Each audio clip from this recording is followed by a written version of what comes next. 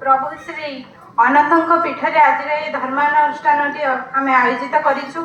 तेणु पाद पद्म मोर अनंत कोटि प्रणाम एवं प्रभु श्री जगन्नाथ पाद पद्म मोर प्रणाम एवं मंच अनेक ज्ञानगुणी एवं महान प्रतिभा को मोर प्रणाम।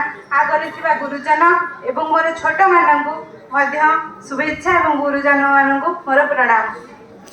यह व्यास फाउंडेशन टी एक धर्मानुष्ठान एवं अन्यर सुविधा को अन्यर असुविधा को किपरि हम सुविधा जोगई देबू से नहीं आम व्यास फाउंडेशन टी सृष्टि करूँ।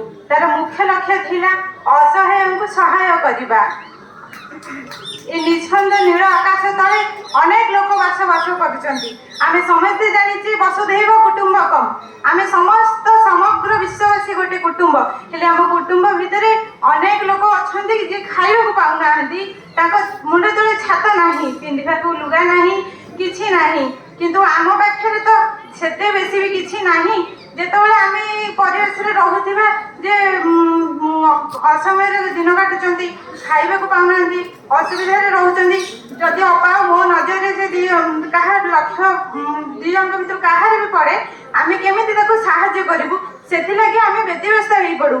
झड़ वर्षा शीत काकर किसी मानुना दीज जाकर केमी नहीं ठीक से गोटे गरीब को खाया देवु तार से जो हसटा महाबात्या कथा आप समस्त मन थी भोकर आकुल चित्र एवं भी कहले तार लुहटा पूरा दृश्य समस्त आखि आगे 1999 बात्या समस्त आखि आगे अच्छी भोकटा से समस्ते जानते ठीक से आम क्या मुठे खाया दो पेट मनर जो खुशीटा से खुशीटा आम निजे अनुभव करूँ और राति शांति शोई पारू।